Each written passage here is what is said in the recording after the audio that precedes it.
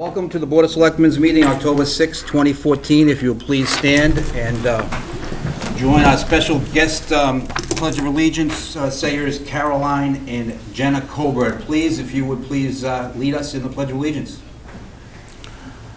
I pledge allegiance to the flag of the United States of America and to the republic for which it stands, one nation, under God, indivisible, with liberty and justice for all. Thank you. Good job, ladies. Okay, we have a lot of events going on around town in the next couple of weeks, and I'd really quickly like to touch upon them if I could. It's something new that I'm trying to do, and I know it takes a little bit of our time, but I don't want anybody to miss out on some of these exciting events. So let's start at the end. I think everybody has something to say tonight. Mike? Yeah, I'd like to remind the residents that the VNA and Hospice and the Abington Board of Health will be offering flu clinics for residents 18 years or older on Tuesday, October 28, 2014, at the Senior Center from 9 a.m. to 12 p.m. and the Abington Town Hall from 2 p.m. to 4 p.m. And I understand that the town manager might be doing the injections at the Town Hall, so you'd be better off to go to the Senior Center. Yeah. Thank you. All right, thanks, Ken. Two announcements here, both having to do with elections. The first is a reminder of the town-wide election with regard to the new school building. The election is scheduled for Saturday, October 18th. Polls will be open from 8 a.m. to 6 p.m.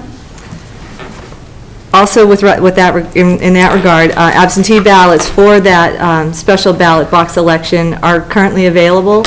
Anyone who is not going to be any registered voter who is not going to be in town on the 18th, Saturday the 18th, can contact the town clerk's office and obtain an absentee ballot. I would encourage you to do that. Absentee ballots would have to be back to her by noon on Friday, October 17th, in order to be counted. And then just quickly, just also another reminder of the November 4th state elections. Totally side and separate from that, and of course that is on Tuesday, November 4th, and again, that's in both of these elections are in the Abington High School gym. The state election is 7 a.m. to 8 p.m. Thank you. Thank you. Tom? Mr. Chairman and fellow board members, I had I guess I'd say the honor and the privilege yesterday of attending the inaugural induction ceremony into the Abington High School Athletic Hall of Fame. It was a very nice ceremony, and 8 former Abington students, athletes, were inducted into our Hall of Fame, and a few coaches. And I just want to mention briefly the people that were. Marsha Crooks, who was a longtime phys ed teacher. She taught in Abington from 1955 to 1994. She was really a leader in the development of women high school athletics. In an era that she talked a lot about, she used to go to athletic directive meetings, and she was the only woman, and they used to say to her, "What are you doing here?"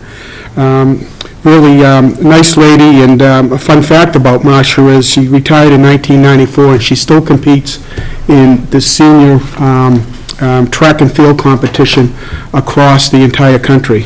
So she's doing very well. The other person who's very interested in, I know a lot of people in Abington remember Richard Dick Morey. He was a longtime teacher, beloved teacher, and basketball coach at Abington High between 1925 and 1965. Unfortunately, Dick Morey has passed away, but he's really known for inventing the first glass basketball backboard and a portable basketball hoop. And I thought a fun fact about Dick was that he was very friendly with Red Auerbach, Walter Brown, and at the Boston Garden, his glass backboards were the first ones installed in the NBA. The other inductee was a lady, Susan Cashman Madden, graduated from Abington in 1990. She was an excellent all-round athlete, and she had the distinction of being the only member from Abington to be named to a high school All-American team as a soccer player. She led her team to 4 state final appearances, I believe, and she went on to play in college and became an All-Scholastic or an All-American there also up at New Hampshire College. A lot of people remember the McSherrys, but John McSherry from the class of 1971 was inducted. He's a 3-sport athlete. He later captained, and he scored over 1,200 points for Bridgewater State College, and John was also inducted into their Athletic Hall of Fame. Richard Dick Kelly, although not from Abington, he's a legendary coach that coached the only state basketball championship team that we had from Abington, the girls of 1980 and 81. They still hold the record of 27 wins in a season. Dick went on also to coach at Curry College, and he won a state championship there, and he's also inducted into the Hall of Fame at Curry.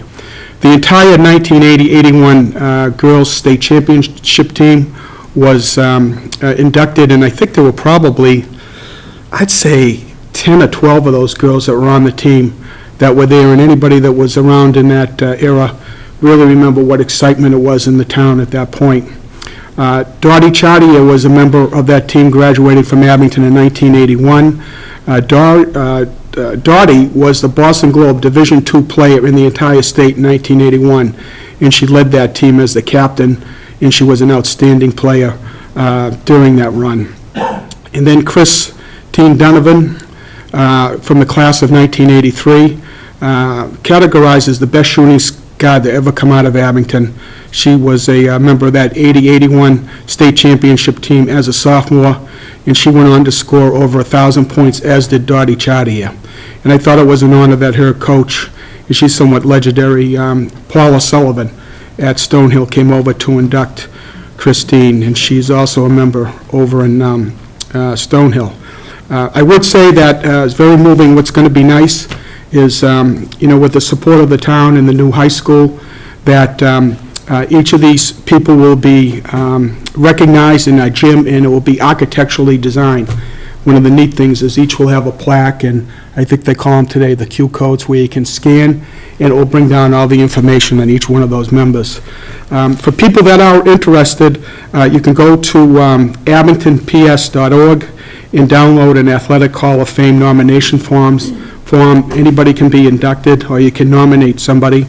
I'd also like to close in just thanking members of the nominating committee. It was Sean Riley, class of 82, Tim Wells, class of 76, Kevin Whalen, class of 79, Melissa Nee Merrick, class of 91, Steve McGuire, class of 87, D. Leo Donovan, class of 55, Bud Madden, class of 99, and Lynn Burbine, whom a gentleman to my left knows pretty well, was from the class of 88. And last but not least, really hats go off to our athletic director, Peter Serino, who really led this with his associate athletic director, Kate Casey, and it just shows some of the enthusiasm and innovation that's happening at the high school today. So I just want to report that, Ken. It was a very nice ceremony. Great job, thank you. Mr. Burbine? The Abington Lions and Friends are presenting once again the Not So Scary Woods. That's on Saturday, October 18th, a rain date October 25th, and it's at the Island Grove Beaver Day Camp. It runs continually from 2 to 6. This is for the smaller kids. They have I think, hayride. They have hot dogs, hot chocolate, ice cream, costume parade, and a lot of other activities that go on up there, and it's been, is this the third year, Ken? I think so. I think this is the third year they've been doing it, so, again, it's on Saturday, October 18th, from 2 to 6, up at Island Grove. Thank you. I have a few other things. The Frollo Middle School is looking for a community representative for the school council. A community representative, they requested it not be a parent with children in that school, so if you have kids going to that school soon, or just live in the area or something, but they're looking for a community rep, and if you're interested, call the school, 781-982-2170. This weekend, the Hug Foundation is hosting a Patriots viewing party at J.P. Ryan's. For more information, hugfoundation.org. Abington Public Library is having some movie nights, random movie nights. It's kind of a neat idea that they're going to do, and I'm looking forward to. They're not allowed to tell you the names of the movies, so they give you a little hints. So I'm going to try you guys out on one of these, okay? On Thursday, October 30th at 6:15, a classics 1950 suspense thriller with an all-star cast. Any clue? 1950? 1950s. 50s. I think I Thriller? figured it out. It's a thriller. Alfred Hitchcock? I'm thinking it's Hitchcock. I'm thinking it's Rear Window. Great movie, so if you get a chance, go see that. Oh, I didn't let you guys guess, sorry. They're also going to have craft evenings at the Abington Public Library. All this information is available on their website, ablib@ocln.org. And lastly, Saturday, October 25th, is the 5th Annual Abington Community Craft Fair, which is at the Senior Center. It's sponsored by the Friends of the Abington Seniors. It's a great time. They always have a lot of baked goods, and I always get my yearly supply of fudge up there for a good price. So please support the Abington departments and the Abington charities that we mentioned. I would appreciate it. 6:30, or close to it, we would like to, we are actually honored to introduce our new district veterans agent, Mr. James Crosby. Do you want to touch up on this at all, Rick?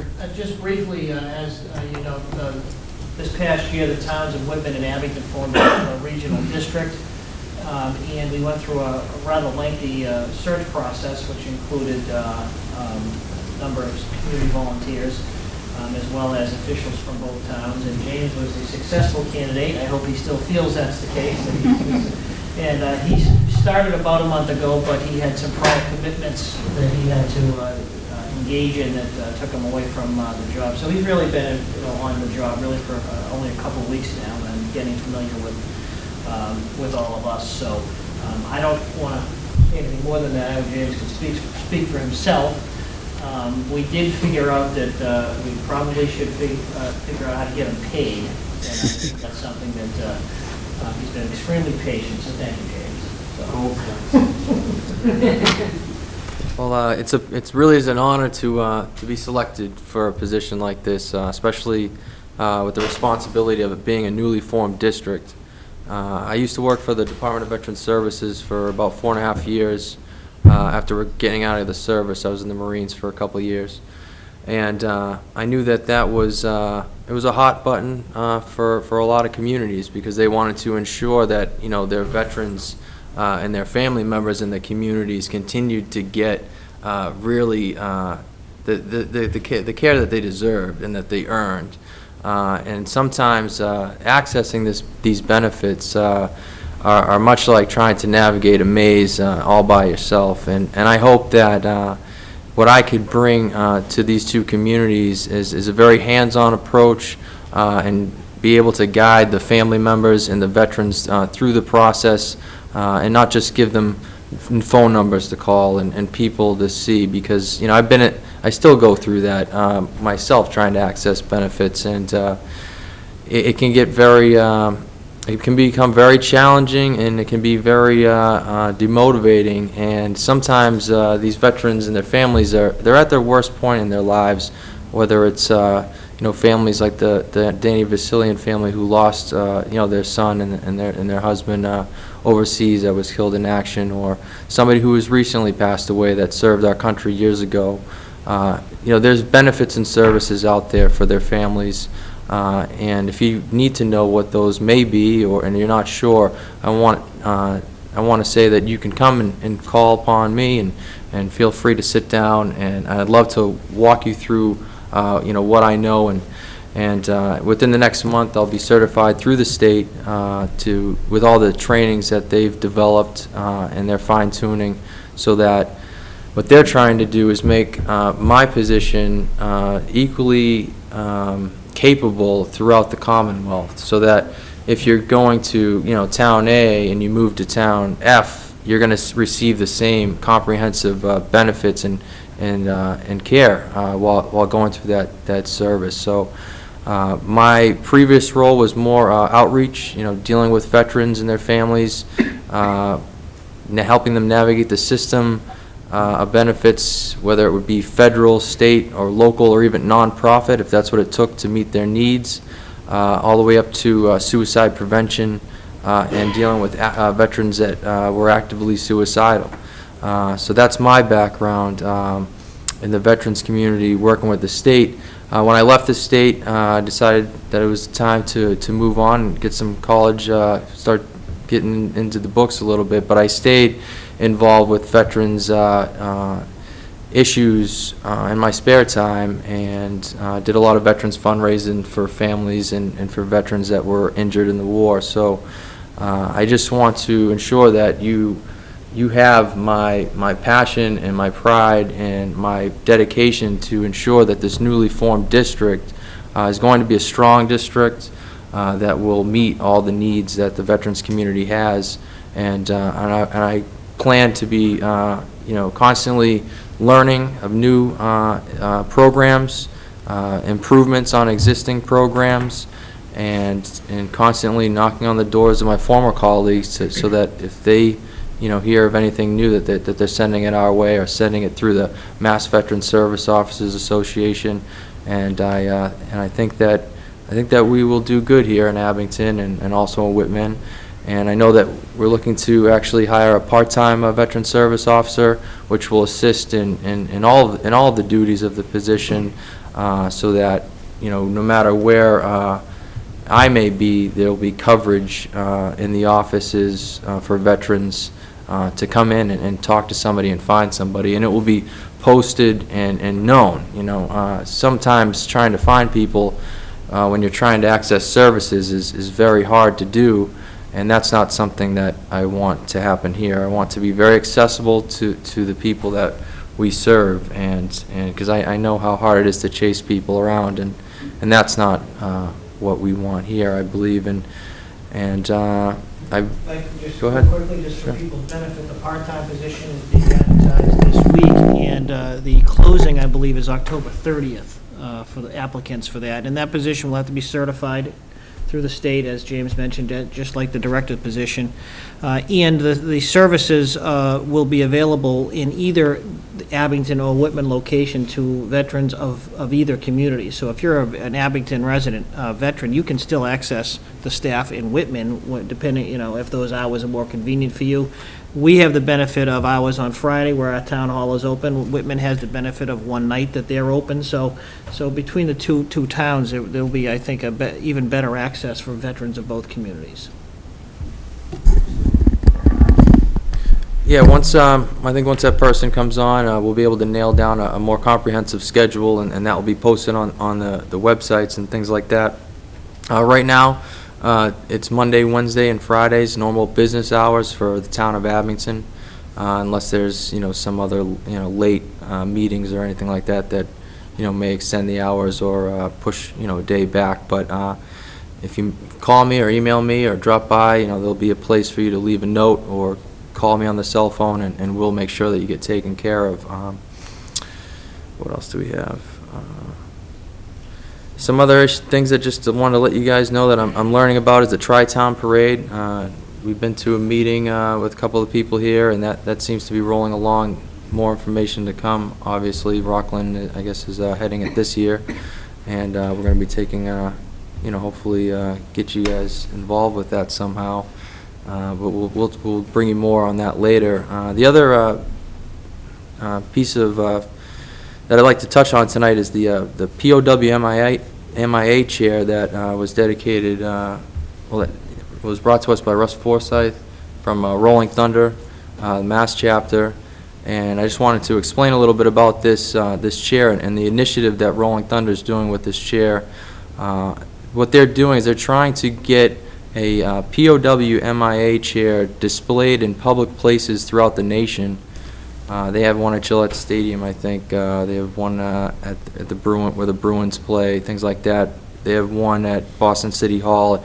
I think the most recent dedication was in Braintree City Hall, and they'd like to, support, Abington in any way possible with dedications, and we have this chair. So what they would like to see is it displayed in an area that people can come in and see what it's about, have a plaque next to it and read what it's about, and maybe have it roped off. And it's not to be saddened, but it's to symbolize that for all the prisoners of war or the people that have been missing in action that never got a chance to come home, that they'll always have a seat with us here at home. And it's a really great initiative that they're doing. A lot of cities and towns are taking are signing up and finding a place for it in their city and town hall, and we have one here, and I just think that maybe that might be a good topic for discussion on what you may think the most appropriate way of getting that displayed might be, and we could talk more about that offline too as well. All set. Thank you very much, James. It's nice to meet you, and Thank you. the people in the audience are going to get a chance to meet you in a second. I have one other order of business to take care of, if you don't mind, and then we're going to take a short recess. But if we could have William Vignani raise your hand, please. Can you raise your hand? Okay, so I just want to make sure I want to make sure the camera knows who you are. Stay there. You're fine. Yep. All right. We have a special award to give, and Kenny, can you speak up, please? yeah, sure I can. I can yell. That's fine. We have a special award that the town gives periodically. It's called Abington's Best. Okay? Whereas William Vignani has served as the trustee of Veterans Memorial for many years, I think since 1999. Whereas William Vignani has served as past post commander and past junior vice commander of the American Legion Post 112.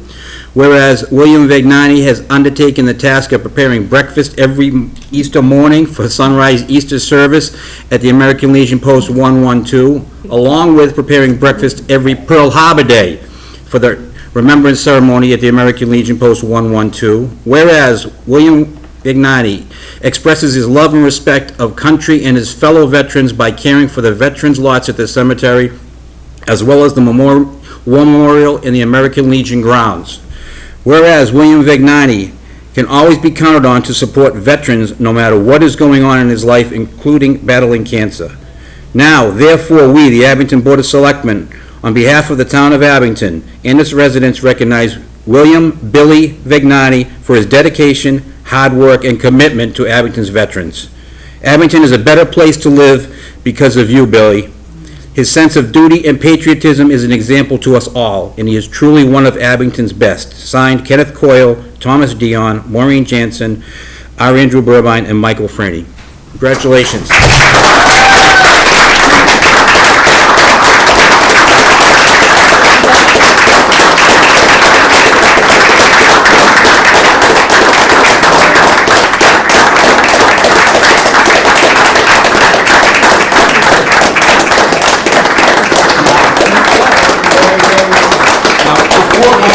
Before I give you the microphone, because I know you're a big talker and you like to sing, I've heard you do karaoke before.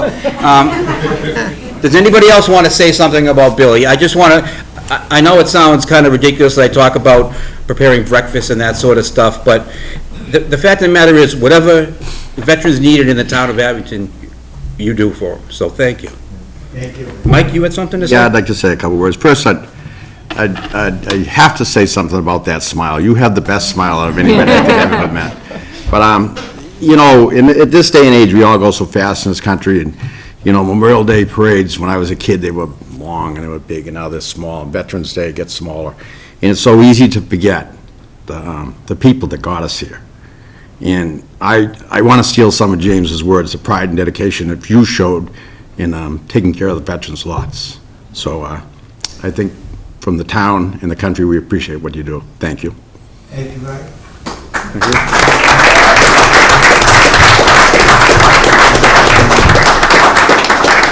There's a microphone. Does anybody else want to say anything for Billy? I do. Well, please, come on up. His sister. No, you have to get on the microphone, though. Yeah, we're already on the microphone. If we embarrass Billy, we have to embarrass the whole family, so. Please just tell us who you are and then go to town. My name is Ann Vignani, and I am Billy's youngest sister. And I just have to say, he's the best brother in the whole world. He has always been there for all of us in the family. And I love you, Billy.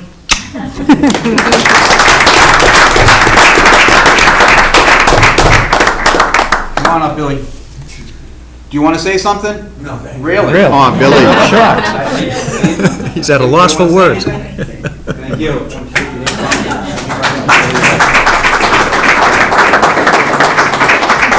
We're going to take a short recess so you can meet, shake hands with the veterans agent, shake hands with Mr. Vignani. Thank you, everyone, for coming.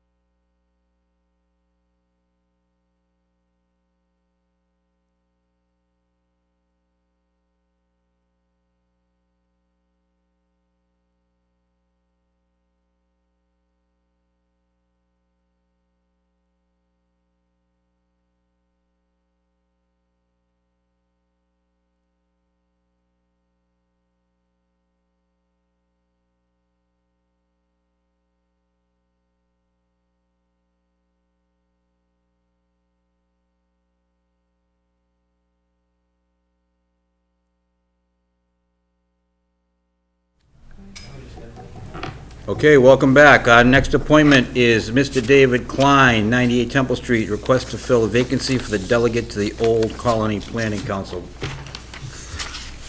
Go on up to the microphone, Dave. Rick, what is this all about? Get quick. Sure. The Old Colony Planning sorry. No, go ahead. David Klein, 98 Temple Street. The Old Colony Planning Council is one of the regional planning councils that are across the state, and the regional planning councils do planning, traffic study planning, and economic study planning, and they are also, I was going to say a magnet, but they're also a gatherer of grant money, federal and state grant money for various projects. So Old Colony covers, is located in Brockton. They cover most of Plymouth County. And you were the alternate? Yeah. I've been the alternate for about the past 2.5 years. Chris Aiello has been the delegate, and I guess there's some very, very minor thing going over at Southfield. Okay. Anybody want, questions at all? Well, I just would have one, Dave. Is there any aspect of the planning process that interests you more than others to apply for this position? As you guys might know, I'm involved with the Council on Aging, both here in Abington and up for my job up in Middlesex County. And through the Old Colony Planning Council, in addition to being a planning organization, actually is also the, what's the term, area agency on aging. And so they actually handle some grant money for councils on aging. So that was my original interest in working with them. But I've certainly learned quite a bit more. I mean, I know more about transportation than I ever thought I would know. I'm not Bruce Hughes or one of the planning board members, Right. but, you know, Very good, thank you. sure.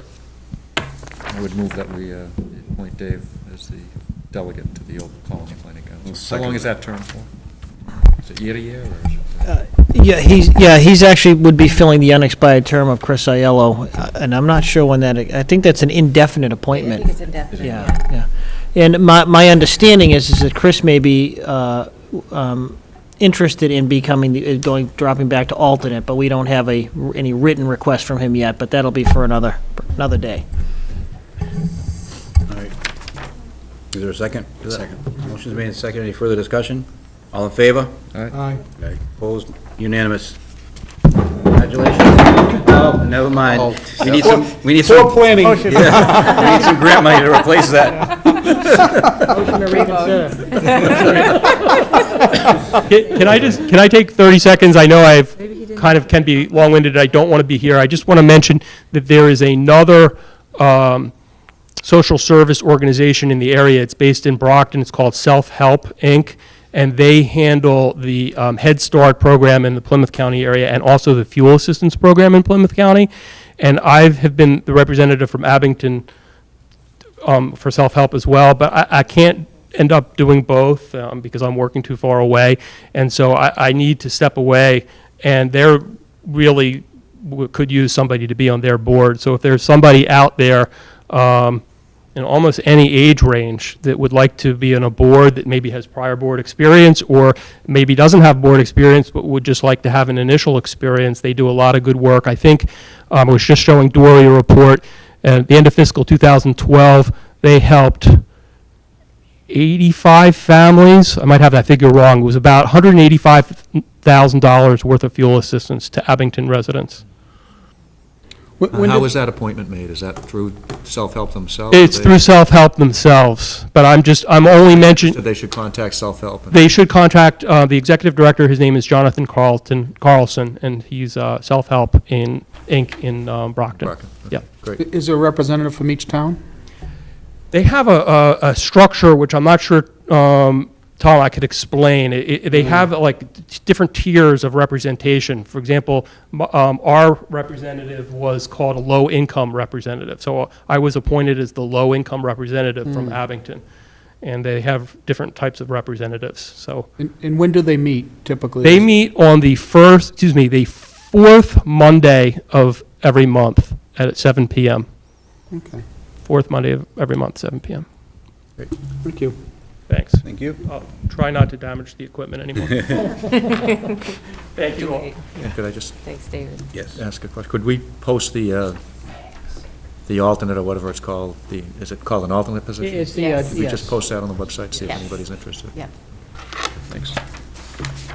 Next agenda item, Mr. Dan Callahan, Water Superintendent, update on recent water quality notifications. I know as a board, we had asked Dan to come in probably 3 weeks ago, I think, 2 weeks ago maybe, to address some of the concerns Abington residents had about the water. You know, the Facebook and internet has some good qualities, and it has some other qualities, so there was a rash of emails about this. I'm sure you're well aware of it, and you know, when it gets to be the way it was, I personally can't ignore stuff like that, so that's the reason I had asked you to come in. So, go ahead. Good evening. Let me start off by, you know, rumors are the worst thing, obviously. The water is perfectly safe. If there was anything that you could not drink the water, you had to boil the water, any severe health issues, we would be the first ones out there all over the place. It wouldn't be on Facebook, it would be on Channel 4, Channel 5, Channel 7. The water is perfectly safe. What's going on, and you have these cards, is we're almost like in a catch-22. New laws came out for groundwater, which is Myers Ave. The problem is coming from Myers Ave. Groundwater never used to have to be treated as surface water. You could chlorinate it, you could add your potassium permanganate to try to sequester some of the iron and stuff. Well, they passed a new law that says you have to maintain a minimum of, they call it 4-log removal, to guarantee viruses being killed within the plant before the water makes the system. And it's not a bad, it's a good thing. But with the 4-log removal, we have to increase our chlorine dosage. Well, when you increase chlorine, if there are organics in the water, which groundwater has, you wind up causing disinfected byproducts, haloacidic acids, trihalomethanes.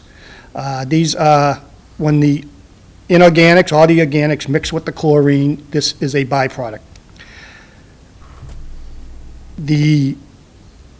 We've been testing for this for a few years. They changed the format on that, along with the new increased chlorine or the 4-log removal. They've changed the way we monitor the trihalomethanes. It used to be system-wide, and you take the average of the entire system, and as long as the system's nice and clean, you're okay. Well, now they've changed it that you have to go site-specific. So if one site has a elevated reading, it affects the entire system. Our problem is coming out of Myers Ave. It sort of aggravates me because the life expectancy of contracting something of this is 70 years. 70, not 17. But we have to go out there and cause panic with everybody. We right now are in the process, what we've done since we had the first elevated hits was we've reduced the chlorine by throttling back the plant. We're not producing as much water out of there, so we're able to keep the chlorine in contact for a longer period of time at a lower level. We are flushing the Ashland, Brockton Ave area once a month, which we've never done before, to move the water along. We've started adding aluminum sulfate into the water, which causes the ions and the organics to drop out and filter out before they get into the system. So the problem is, before we started doing all of this, we have to test every 3 months. Before we started doing all this, we got the high levels. It's in our program. The program is averaged quarterly over the year. So I got a high reading back in April. It's going to show up with my quarterly average in August. It's going to show up. I got at least 2 more times we're going to be sending these messages out. It's no different than it was the first time. It's just because the average was high and the 2 places where it was high was the Colony Nursing and 800 Brockton Ave. We are seeing, as we're sending them out now, we're seeing the residuals of past testing. We've seen the DOCs, the dissolved organic matter, has dropped since we've been adding the aluminum sulfate, since we've been reducing the quantity of water. So everything is looking good, but we are, and even to give you an example of how it is not dangerous, I guess, is we are even working with the DEP on a 3-year plan to put this whole problem behind us completely. They've even given us up to 3 years. It may even go to the extent that we build a new plant over there. We're hoping not to take on that capital expense, but we need the water. We cannot abandon that plant. I just want to assure everybody that I'll end the same way I started. The water is perfectly safe. It's we're caught in the catch-22 as I started. Questions? Who requires you to send out that type of a notice? Is that The EPA, the EPA? and that's their wording too, Okay. verbatim. It's a template that we have to fill in and send out. And you said it was site-specific to Myers Ave? Yes, it is. And what part of town does Myers Ave serve? Basically, we're seeing it coming right out of the 12-inch main down Ashland to Brockton Ave, like I said, down that area. We're not seeing it over here at the fire stations or the high school or anything like that. It's obviously not in Rockland or Pembroke, because that's all surface water we're getting over there. So I think what I was trying to lead to is, do you have to send out a notice town-wide, even though it's Yes. not affecting everybody in the town, it's only affecting us? That's, yeah, and that sort of, it's twofold on my part that I'm not happy with. That number one, it's not cheap. Right. And number two, it's putting unnecessary fear in some people's, they're not even being affected by the water, but they're getting this notice in the mail stating that, we have elevated trihalomethanes, we have elevated halicydic acids. You're testing now every month, then, is that the case? We test quarterly still, but we're flushing every month to move the water along. And we have, So when was your last test? let's see, this is, I think it was January, February, March. It would have been August. August. So that's what generated that most That's what recent- generated this one, yes. Yeah, okay. And then you'll test again August, September, October, November? We'll be testing again November, If and things I can fall tell you off. right now, I'm sorry, If things fall off, but you have taken a yearly average, so it probably... you have to take the yearly average, so the high readings are in there, they're not gonna fall off. These notices are going to go out in November or December, and they're gonna go out next March. The readings themselves may have come down over The that. readings will be coming down, but the average will The still average be, will still be high enough that you have Exactly. to generate that notice. exactly. I mean, we're looking at everything. We're looking at building a clear well right outside of Myers Ave where the water can sit in the clear well. We can give the contact time there for the chlorine before it gets out in the system. We're also looking at something as different as a serpentine pipe in that whole parking lot underground so that you're getting all that chlorine contact time. The bottom line is, we're very proactive, and it's not just the Abington, Rockland Joint Water Works, all the water industry, very proactive. It's because we're testing, it's because we're doing this, we're finding these elements, and basically, we want to make sure. 70 years is a long time, but every day it gets a little bit closer, so it isn't as long as you think it is. But, long before 70 years, this is going to be out of the realm of reality, any byproducts. Maureen had something? Yeah, I have just a couple. The first one is, so what % of our water comes from the Myers Ave, would you say? 15%. So 15%. And the next question is, so we can anticipate a similar notice November, March, And hopefully, that'll be the end of it. hopefully that'll be the end of it.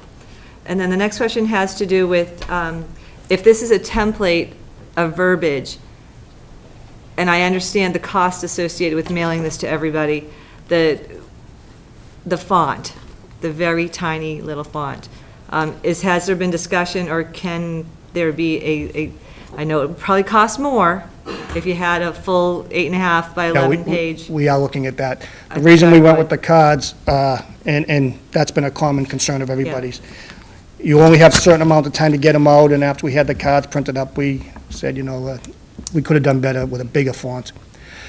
The problem is, when we use the mailing address to all the residents, if you go with the 8.5 by 11, then they want to get it into being folded, they want to get it into being the stickies on the end there, and time was of the essence to get that message out.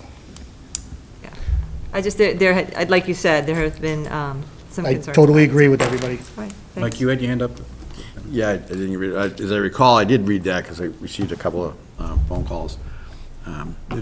I understand you don't have anything to do with the verbiage or the way it's written right here. Correct. But it said, it's too small, I can't read it. I can read But it. it said at some point that if Severely compromised immune system. compromised immune system of infants. Infant or and elderly. if you Infants, have a compromised immune concern- system, and the elderly. and you have a concern, call your doctor. I mean, that's just like, that is something that you would say, whoa, what does this mean? Without a doubt. I'm going to call my doctor, and I'm going to say, I got this notice, and I trust exactly what you're saying, and I know the way the government puts these rules and regulations on it, but that's kind of an infuriating statement right there to call your doctor if you have any further concerns. If you're a mother of a young child and you read something like this. I agree. And, I learned from being on a school committee, you never get in front of a mother trying to protect her kid. So you just, this is, I don't know if they can change that. To me, I don't know if you ever have a comment to be able to change that or ask them to change it. No, this is from the EPA from Washington. Yeah, it just, And this is, everybody that is going through this, there's other towns that are going through the same thing, have the exact same, you're setting up these smoke signals for something that's not that drastic. It cannot be changed. okay. They allow me to change the date, that's about it. Can you add to it? In other words, a paragraph for layman's terms that says, it's not as bad as it seems, folks. That's not a bad idea, especially if we go with the Afterwards. 8.5 by 11. The other thing I was thinking is, do you guys have a website? Thinking the same thing. No, we don't. No, you don't, because you could even use a town. But we website, can- But if We you could could link put an it to the town. explanation on the website. I was just going a to say, little more we detail could as to- always add it to the local website. Yeah. I think that'd be a I think great you idea. totally Reference should. reference the website on that piece of, that card that's going out. Yeah, especially where it's going only to Abington. Yeah. It's not going to Rockland? No. Tom? I mean, they even went as far, when it first happened, they wanted me to notify everybody in the entire system. I've got customers in Pembroke that are getting water from Great Sandy Bottom. They wanted me to notify them that we have a problem at Myers Ave in Abington. They did acquiesce and just let us go to Abington only, where it's coming out of Myers Ave.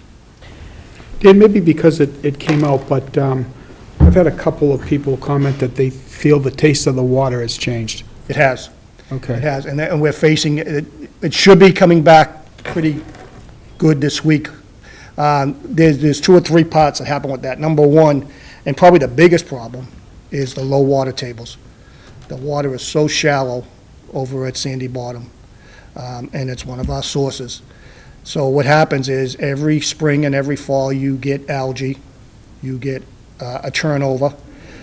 We've never had a problem in the fall. We always copper sulfate the pond in the springtime when the algae's in its bloom. So this year, because the pond is so low, when the algae turned over, it's actually right by the intake. Again, it is an aesthetic problem. It's no health, it's algae that we have copper sulfated the pond, we have added polyactivated carbon to take out the taste and odor. It's taste and odor that's coming from the algae, no problems, it's perfectly safe. What really pulled it this time is, in conjunction with the low water table and the algae blooming, and this happens overnight when the algae blooms like this, we were flushing. So we're pulling all that water over here, flushing it, running it. We stopped our flushing program because of it. We copper sulfated the pond because of it, and we did added polyactivated carbon. All these issues are just common operational procedures that'll take care of the taste and odor problem. Given the water table, the water levels, is there any plans to potentially increase the water restriction? Just with the drought? Let's say we've made it through this year. Okay, We're always cognizant of that. yeah. And right now, we toyed with the idea of going with no outside water usage at all, especially this summer where we had no recharge, none at all. The problem with no restrictions, it's threefold. It's number one, we're squeaking by, everybody's happy, we're taking care of our customers. It affects revenue, too. We're trying to run a department, and when we put down on these restrictions, total restrictions, our budget doesn't go down, yet our income does. And so we try to, it's a balancing scale, try to keep the receipts flowing while we're supplying water. And other than the fact of the algae blooming, we would have had a perfect fall and everything, getting through with everything we had. And then the other problem, it's twofold on my part. Rockland has a different bylaw than Abington. The difference is Rockland does not support fining residents, where Abington does in their bylaw. And to be honest with you, we have great customers in both towns, and I can talk to them and say, hey, cut back on the sprinkle, and they do. They work with us great. But it's a little bit hard to tell an Abington person, we're going to fine you, but we're not going to fine a Rockland person. So we work with the people, and they've been great with us. So we don't really go out there and enforce fines unless somebody wants to just totally abuse, every time we go out there and they got, this pasture out there with sprinklers running, and it costs us big bucks to produce drinking water. And just to dump it on the ground is a pretty, I guess the question it raises in my mind, though, if we get down to a level where we only have 25% capacity, is there some level that you have to, put on the alarm and say, we've got yes, to do there is. something? We're about a foot above that level still, right Okay. now, before we come back and just say all outside water usage just stop. And then you also play the balancing act. Yeah. For the most part, the season's over now. I mean, we're not going to see people out there with sprinklers, hopefully. I mean, unless we get Indian summer that lasts 3 weeks, but Right. we're over the hump for this year. Thank you. Any other questions? I want you to know that this bottled water that Mike and I are drinking is no reflection of Abington water. Took it from the I actually, bubbler out yes, there, right? exactly, right. But I will tell you, one of my battle cries all the time is, and you're absolutely right, we have great water. We have a 100-year-old delivery system. Any one of the bottled water companies, they get a brand-new delivery system. And you're paying $1 a quart or something. I'm giving you 750 gallons for $3. Give me $1 a quart, we'll have Gold Line mains out there for you. Can I ask one question?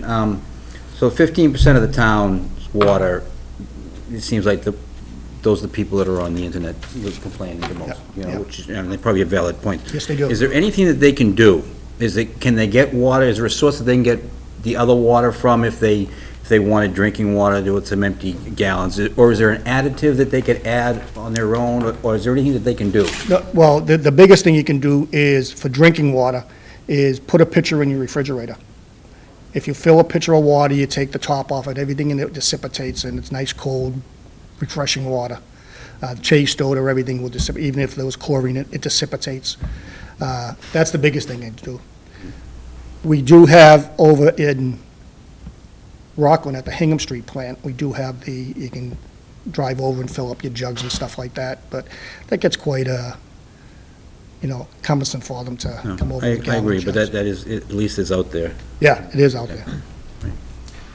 We will, I think, take that suggestion, and perhaps if you could add the next notice for further information, go to the Abington's website, and we can probably put together a layman's Just explanation. basically I the think that's a great explanation you idea. just gave I can us. add it right to the Put it right on notice. the front page of the website as a notice, so. And then maybe, Dan, when you are gonna send out the notice, you can let Rick know just in advance. And maybe we can, if it's a Coordinate. selectmen's meeting is gonna be happening, we can announce it at that point in time too, just to let. And I would have no problem coming back to. Yeah, that might be a good idea. Because I'm probably going to, on the notice, tell them to call Rick. Thank you for coming in, we appreciate it. I appreciate it, thank you. Thanks. Thank you, Dan. Action discussion items, approval of July 29, 2014, open session meeting minutes. July 29. And we were all present. I have a clarification. I believe this was the Tuesday meeting, this was the second proposal, Yes. the MOA. I don't think the vote to support that was 5-0. I can distinctively remember it was a 4-1 vote Oh, okay, where I did not support it. okay. That change. That is correct. That is correct. So you're making a motion with an amendment? What's that? I was gonna move to approve them without amendment, Okay. if that's okay. You have a second? Second. Motion is made and second. Any further discussion? All in favor? All right. Opposed? Unanimous vote. September 8th, 2014, open session minutes. We were all present at this meeting.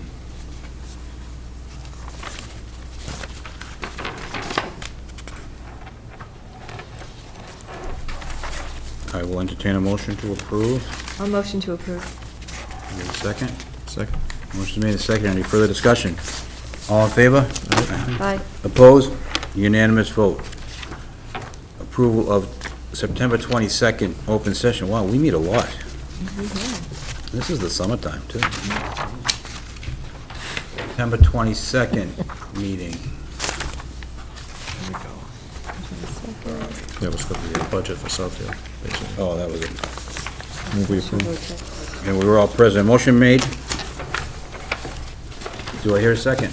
I'll second. Motion's made and seconded. Any further discussion? All in favor? Aye. Opposed? Unanimous vote. And September 22nd, 2014 executive session. We were all present. They be approved and not released until the matter is resolved.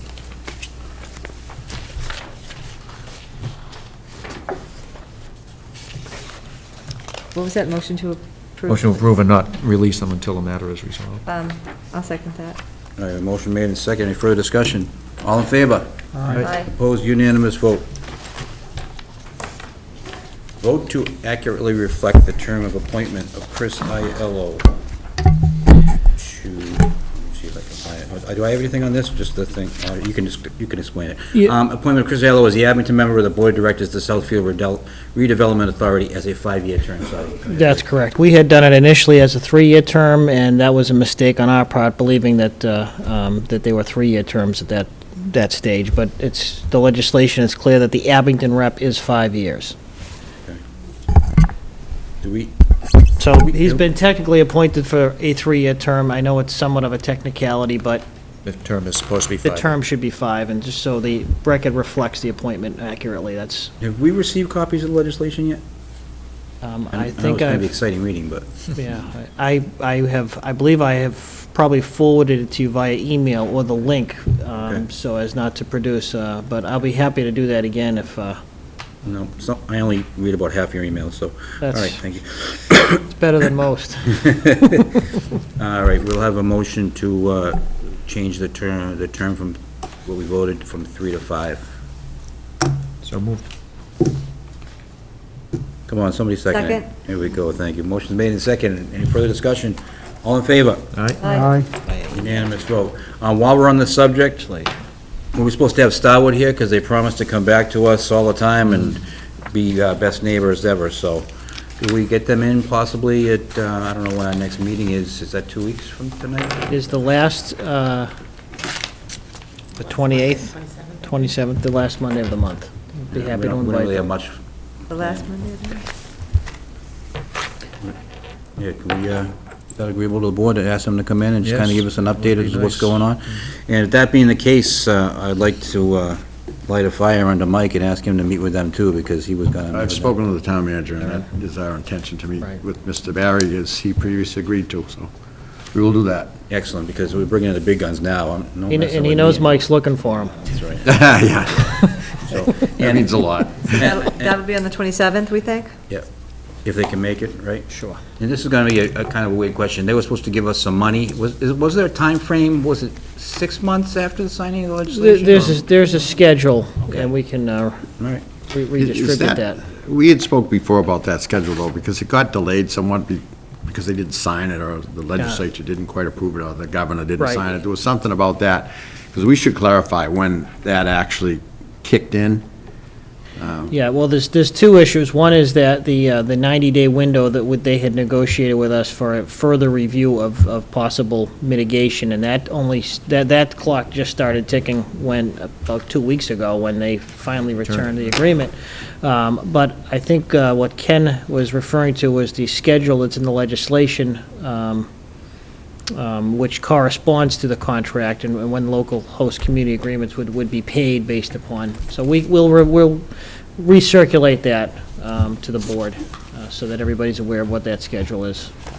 including there was, as you probably recall, there was negotiation over legal fee reimbursement, and that's being calculated now. Now that the agreement is, they have signed it, our legal costs have come to a close on facilitating that, so that'll be, it's being paid through Starwood's donation. Is that going to reach the cap of No, 25,000? it's not. Thank you. We tried. No, I'm just kidding. Sure you did. All right, next order of discussion is review of Board of Selectmen / Town Manager goals and objectives. I know that the majority of members got a chance to meet with the Town Manager and go over some of what they felt were their goals or priorities for the town and for our board, and then Rick has compiled them into this awesome PowerPoint Well- presentation. That's why the lights are going out, so take it away, Rick. Well, I'm going to disappoint you tremendously. What I've got for you tonight is essentially an update of last year's goals. I mean, a lot of these... Can I interrupt you for 1 second? Sure. That's not Abington. No, Well, is that Carver? this is just a I'm just desktop. saying, I mean, you're the Abington Town Manager. Just want to remind you. But look how pretty that is, Oh, Mr. Chairman. really? I got- We can bring some blogs to Abington. places in Abington.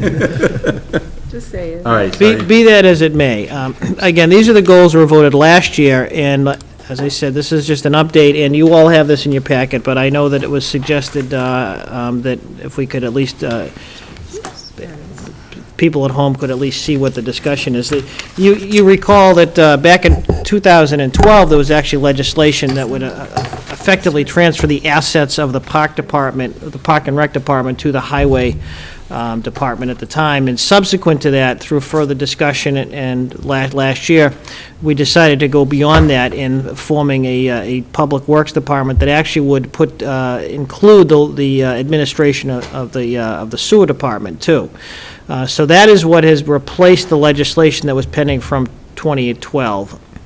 I've been told by Representative Deal's office that they expect action on the House on all these local petitions at or around the beginning of the next calendar year. At that point, it will go to the Senate. Hopefully, there'll be fairly swift action on that side. I can't predict exactly how long that will take, but the good news is that, again, this goes beyond the action that was taken in 2012 to help put together the organization a little bit more. As you know, there's a sewer enterprise account, and in that, the operation on the ground will have to be kept separate, but that doesn't mean that future opportunities for administrative consolidation to save money can't be made once the organizations are put together. So, and as you know, we've had really great cooperation from the Park and Rec Commission and the Sewer Commission in putting this forward. So, so now it's just a matter of we hurry up and wait for the legislature to act on this. Questions on that? Item 1? The Griffin's Dairy, after multiple bids for the demolition of the house and barn, that is actually, I think those are due October 10th. October 10th is the deadline for submitting those bids. The other activity that's been going on there, as you know, there's a committee, an oversight committee appointed by the Board of Selectmen to make recommendations to the board. One of them has been to try and maintain a long-term agricultural use there. And initially, there was a suggestion for a long-term license or lease of perhaps 20 years for dairy farming. I know there's been subsequent discussions as recently as, I believe, this month with a local recreation group, I believe it was soccer, and I know there's still deliberation by the committee on what that future might look like. In the meantime, it has been mowed. It's been mowed twice now to try and facilitate the agricultural use there, so for at least haying. I know the chairman has raised before the issue of what the future of the committee might be, what the recommendations you might be looking for. So that's still an issue that's going to be pending. It might not be a bad idea, and I hate to sound extremely bureaucratic, but to try and get some funding for a master planning the entire parcel to see how many uses you can legitimately get on one piece of property, but obviously you still have the issues with traffic in the neighborhood and abutters, which would be a major concern, I'm sure, to all of you too. So, but the committee hasn't, I think, gotten to that point in their deliberation. So, I believe the chairman has suggested maybe having the committee in at some point for some more formal update, but I would leave that up to the board if that's what you choose to do. So the governance of that is the Griffin's Dairy Study Committee? Is that the way we're handling that? So anybody that's proposing something there would present that proposal to the Griffin's Dairy Study Committee? That has been the way it's been handled since that committee has been comprised. But it is a committee appointed by the Board of Selectmen. It is town property under the jurisdiction And then that of the committee Board of would Selectmen. report back to the Board of Selectmen with recommendations? That's correct. Okay. The way you worded it said that they're negotiating with sports teams, and that it didn't sound... Negotiations probably wasn't a good word. They've had presentations or discussions with With me, recreation okay, yeah. groups. That's what I've been informed by the chairman. Mike? Just a question. I've always been impressed by the Old Colony Planning Council and the number of services, and it's mostly to do with traffic when my dealings, but they wouldn't have anything to do with something like Griffin's Dairy, of laying out a plan, or, just a question, I don't know if they would specifically do it, have the expertise to master plan a parcel like that, or, but they might be able to provide access to funding for us to have professional planning done for that. So I know I've seen projects like this on a much larger scale even. I think we can certainly, we've been using these services quite a bit lately, and which is a good thing. And certainly we can put that out to them and see if they'd be willing to be involved in that. I know that what I don't want to do is I certainly don't want the board's feet to be stepped on or the committee's feet to be stepped on in terms of, any type of respect, disrespect. So I would obviously talk to the chairman of that committee before, unless you have other ideas. I'd like to talk to the chairman of the committee and see if he would support that idea too. But like I said, it's your committee, and I don't want to speak for you in terms of what you expect of the committee, and when it was constituted and what was expected at the time. Obviously, there's a lot of, I know there was a lot of discussions some time ago about the issue of possibly the school building. Well, that issue seems to be solidified that that's not an issue for that location, and which changes the dynamics of the deliberation, I know, going forward. But I will approach that with Old Colony Planning Council, Mike. Well, I do agree with running it by, Mr. Donovan and Yeah. this committee, only to be fair, because they've done a lot of work on this, but just a thought, that's Yeah. all. I thought I heard residents, do we have bids in for demolition? Have they been awarded? Because I think one resident told me it's good to see that we'll be demoing Yeah. those buildings. No, it hasn't been awarded. The bids are due the 10th of October. That is the bid deadline. I believe it was at last fall's special town meeting, there were funds appropriated for the demolition of the house and the barn. And do we have funding set aside? Yes, there was an article, I believe it's 90,000 in total, and those are estimates obtained through the building commissioner at the time. We certainly hope that's enough, but Thank you. we shall see. Just to follow up on what Mike had suggested, I think that would be a good idea if you could talk to the committee, Rick, about this Old Colony Planning Council and maybe a Yeah. master plan for the, especially as it's one of the goals for you to, I think that would be a very helpful thing to try to get this moved along. Yeah. With some recommendations as to what we want to do with it. I know it's a sensitive subject. I know some of the abutters and some of the neighbors have contacted me personally about, changing the atmosphere in which they live. I mean, there's a lot of things to consider, and having it planned to accommodate, how many needs can you accommodate in a way that maintains the integrity of the location? That's a difficult mix, I know. And these are not in any specific order, by the way. So number 3, Island Grove Memorial Arch, that I don't want anyone who might be watching to think that these are prioritized. These are just the overall list of goals. So, as you know, the masonry work is ongoing, and we hope that it's done fairly quickly. The bronze restoration work is designated to start very, very soon, and as I note, it's weather permitting for it to be completed this month. If it's not completed this month, it'll have to wait until the spring to be completed. This was another project that required more than one bidding process, primarily because the bids came in at well over what had been initially appropriated. So between a small grant that was obtained through our office, through Dory's efforts, and as you know, the donation by the Tricentennial Committee, this is, it's close, but it's within budget now. The labor agreements was a priority, and I'm telling you something you already know here, I realize. The library and the clerical and the highway have all been voted and awarded now. Two of those, of these, the library and clerical, actually expired already this past, shortly after they were approved, but at least we're not 4 years out, and that's, we're up within a reasonable time frame here. The manager's contract is still pending, and obviously that's a matter for executive session in the near future. The police contract, as you will recall, was also approved recently, and again, although it's technically expired, at least we're up to date and moving forward. We're not out 4 years, which I know has caused some issues for all of us, so. How about the fire? The fire expires the 6/30/14, and I don't have they have not made a request to bargain as of yet. So it's expired? I believe it's 6/30, is it 15? Is it 15? I think it's 15. All right, I'm going to trust Dory on this Yeah, one. 15. 15, okay.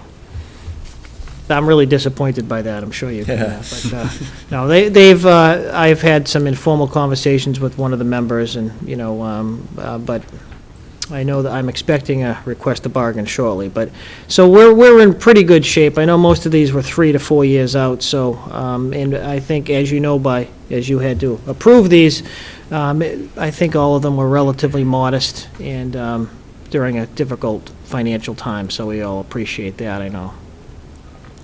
The website improvements, right now, the network administrator, Wayne, is updating the web software and the database and really changing the program entirely so that it's easier for the public to navigate and easier for the department heads and others to use the website and post things.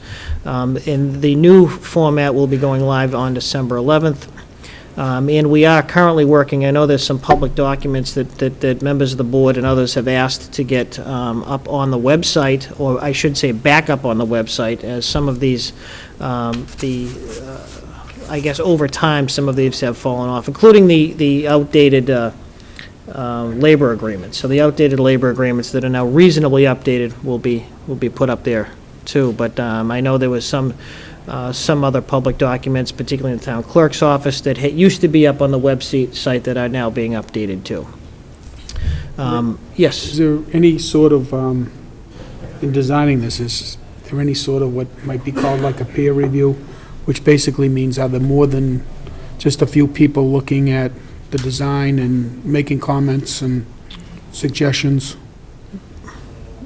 Yes and no. The yes part is that this is being hosted by Virtual Town Hall, which it contracts with dozens and dozens of communities throughout the Commonwealth of Massachusetts.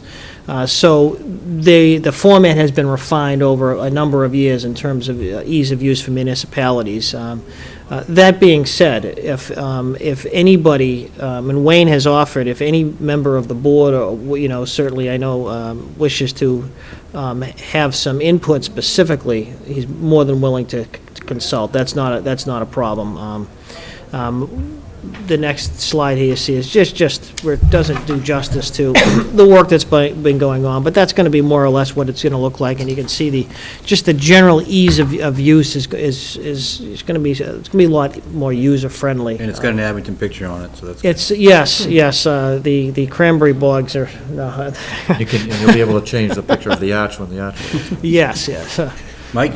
Just a question. I had done years ago, so a lot of, on virtual town hall, and gone to a lot of different cities and towns' websites, and they pretty much put the website on to fit the town. They're all slightly different, if you look at it.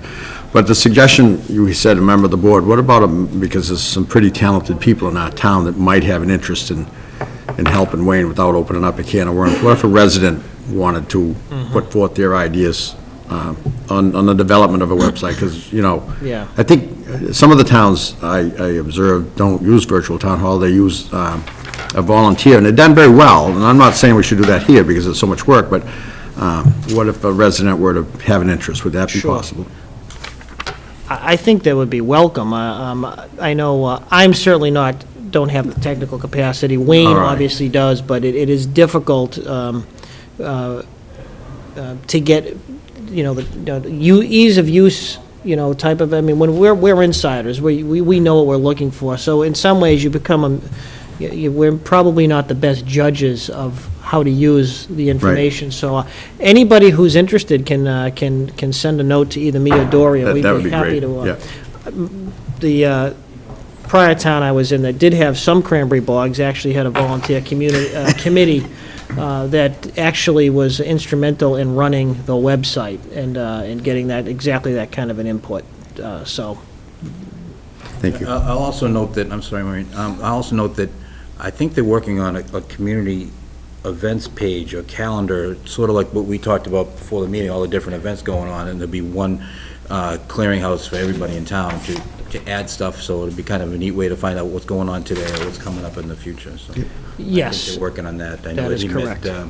Right, the non-government agencies, so to speak, but the citizen volunteer groups and social service groups and community groups like the Lions and the other We'll step on groups. each other's toes, too. It Right. provides, oh, you're having a golf tournament that day, we'll stay away from that day or something. Maureen, you had a question? Yeah, even if we're going to be using virtual town hall, that doesn't change our website address, does it? No. We retain our, No, it doesn't. okay, Which is? www.abingtonma.gov. Correct. Was that a question or a quiz, Mr. Chairman? No, well, I kind of blew the Alfred Hitchcock movie, so I felt bad. I want to Okay, give a question. all right. Well, I just jumped in with it. And just one other thing, so who's responsible for, you know, because the thing is, once you roll out the website on December 11th or whatever the day is, like instantaneously, it needs to be updated, you know, with meetings, and who's responsible for that? Is that our IT, or is that each department has their piece they can load up? Yeah, Help me understand. each department has access to load agendas, minutes, et cetera. The town clerk has access only to her section to add, you know, certain public documents.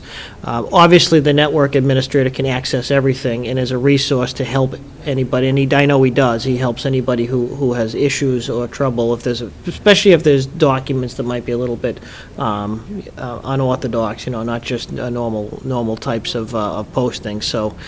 So Wayne is the resource to do that. Just I'm sorry, Maureen. No, Yes. so thank you. When you mentioned the minutes and stuff like that, there's some minutes that haven't been updated for a very long time. And it makes reference to the fact that if they're not here, you can go to the library.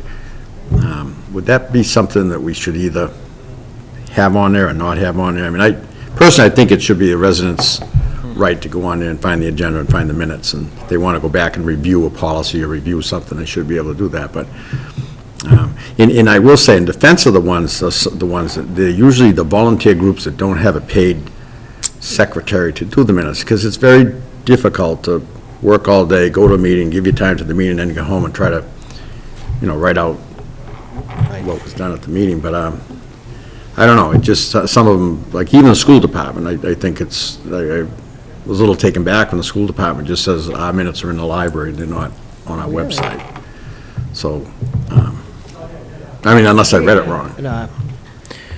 Well, I would agree with you that we want as much on the website as possible for number one, for the ease of public use, but also we don't need to have to be dealing with public records requests and causing staff time, and then, people paying, X amount per page, and now you've got an accounting issue, a turnover. It just doesn't make a lot of sense administratively not to have as much as available as possible up on the website. But I would agree, when you have, small committees, you would expect any of committees that have paid staff to have minutes done in a timely manner, in a, reasonable manner, and have them up on the website. Some of the smaller committees without staff, it's obviously much more understandable. For instance, the Griffin's Dairy Committee. I mean, they don't have any staff. Right. So it's all done, by a volunteer member when he or she, is able to get to that task. So I don't know that there's a solution other than for us to try and, beat the drum and just with the various committees to try and get them to do so. I personally have not done an inventory of what committees are up to date, recently. So we can do that. Yeah, that's what I focused on suggest. Maybe we just look at it elsewhere and at the moment, see but- what we can without, like Griffin's Dairy, for instance, it's very difficult to expect them to have everything up to date, but the law says they have Well, that's to. what I was going to think. Yeah. You still have to keep. Yeah, I agree with I think that. it's just a matter of educating them that, Yeah. you know what, we'll help you out if, give us the minutes and Wayne can put them up on Yeah, their. the company posting's website. easy. If they're Right. done, the posting's easy, right. And they may so- not even know that Yeah. that's available to them, so. Well, I think maybe a correspondence, either from Rick's office Yeah. or whatever, just to say, hey, reminder, you need to have these, in order. Let us know if we need to help you. Yeah. Let's get them on the website. So, and again, if you have anybody with interest, particularly, I know Mike mentioned it, but anybody else, please send them our way. Not that I had an interest, I just learned how to get it off the screensaver, now you want me to do Never crossed this. my mind that you had an interest, Mike, don't worry. Our charter update process was something that was on your list from last year, and from our perspective, our office has acted as a conduit to the committee and town council, a liaison between boards and committees. Obviously, one of your own members is on that committee, too. So it hasn't been an onerous task from our standpoint, but the goal is, this is the first update of the charter that was put in place 10 years ago, and the goal is to have the charter done and prepared for a town vote at the 2015 town election. So in the upcoming annual town meeting would be the time when those charter changes would be deliberated and hopefully approved by the town, and then the following year, they would go on the ballot for approval, the updates. The only question I have, is there any,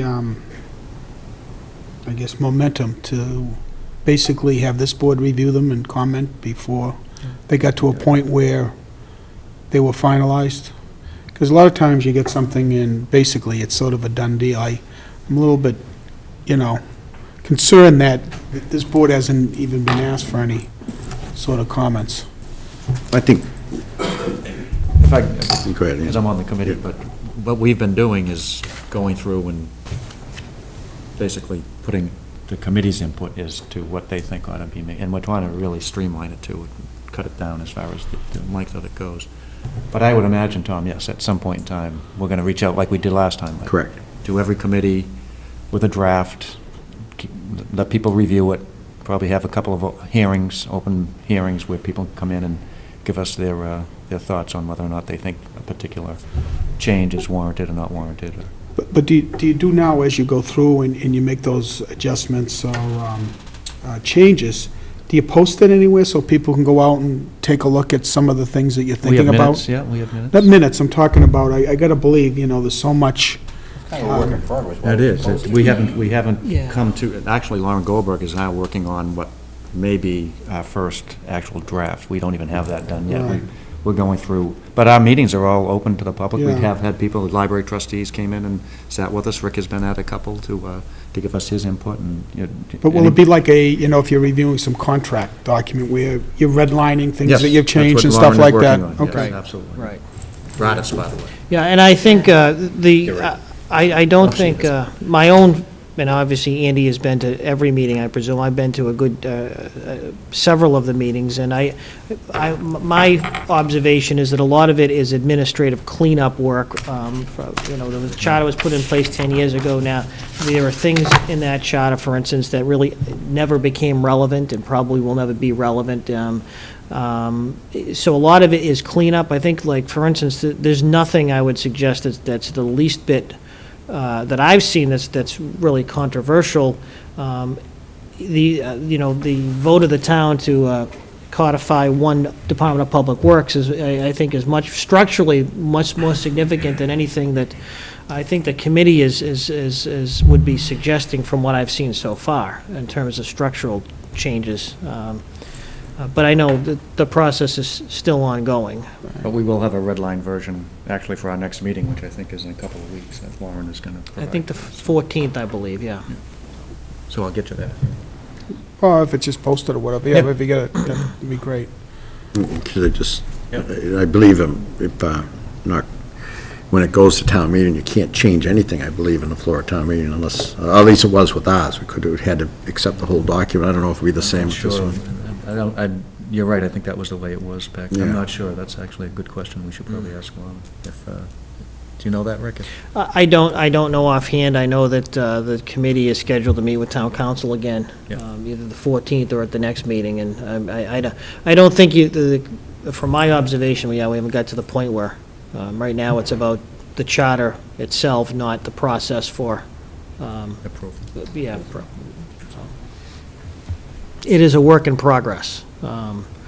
But I would suggest again, I think it's very orderly, very, No, it's been good, we've Yeah. made a lot of progress. yeah.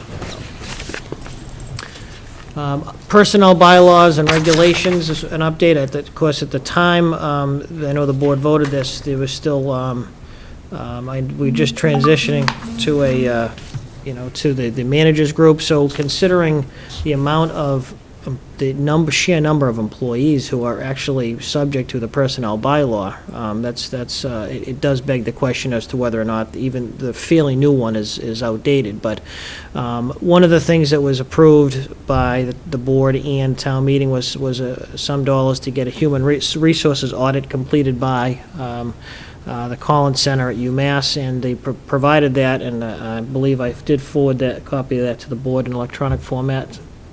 Please tell me I did some time ago, huh?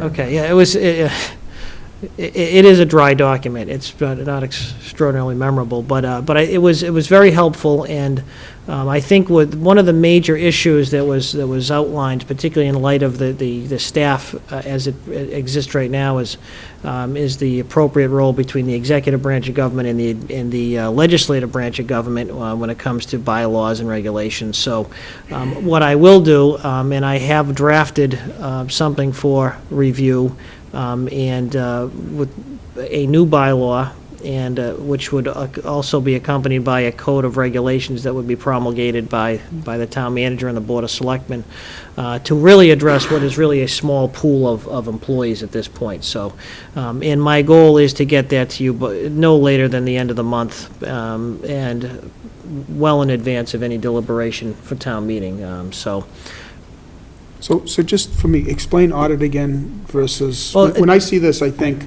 you might be updating the personnel bylaws, changing, let's say, vacation time to something that's more, standard now in private industry. I don't think that's what you're talking about here, is it? No, I think, well, the human resources audit was basically a review by a human resources professional, municipal human resources professional, to look at all of our policies, procedures, and say, what have we done, what's in place, where are we deficient, what do we have to, what policies should we have that we don't have, et cetera, et cetera. And in terms of a new bylaw, like some of the recommendations, a new bylaw would be something that would be more of a document that would authorize the promulgation of regulations. So, for instance, right now, the Board of Selectmen approves collective bargaining agreements with the overwhelming majority of the workforce. So the executive branch of government effectively decides what the benefit plan is for all employees.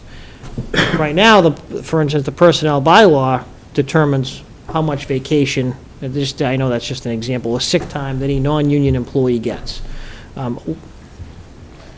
That's something that the executive branch of government should be doing in conjunction with your role in approving collective bargaining agreements. So a new bylaw, for instance, would be authorizing the promulgate, would basically be determining who has authority to do what. And now, granted, town meeting would have to approve that bylaw that would effectively allow the town manager and the Board of Selectmen to promulgate those regulations.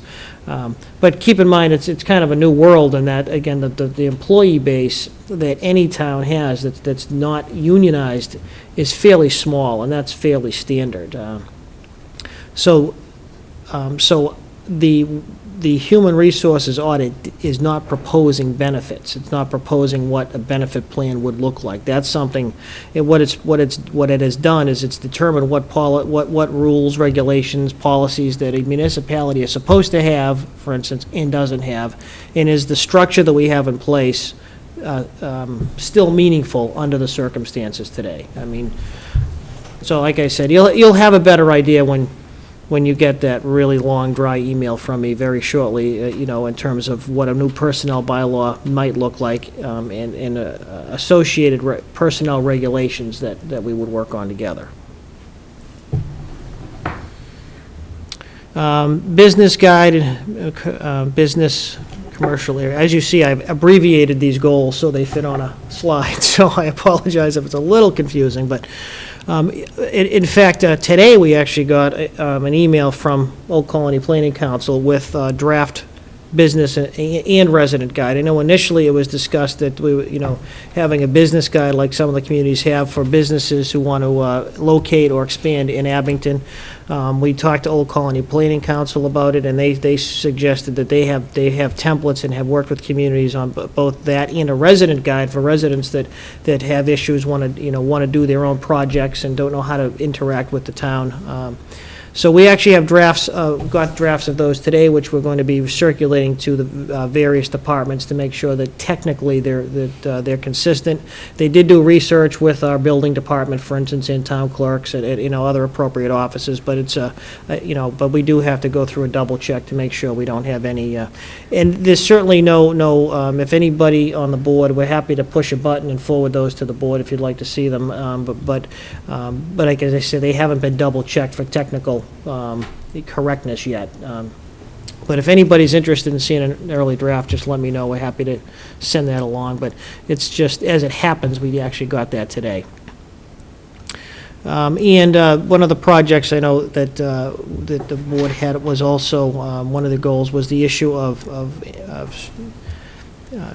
enhancing, I guess, the visual appeal of our commercial and business districts, which is, fortunately or unfortunately led to a larger project, and that is, I think it's actually fortunate in the long run. But some of the things that have come out of this, some of the recommendations of our peer consultant, one is to again do what many of the board members have suggested, and that is, I'm on the wrong place here. I'm sorry. And that is to put together a business organization or revitalize an Abington business group. And we have, one of the things that we're doing is we're right now working actually with the planning board to determine what the best way to deal with that, because they have some goals.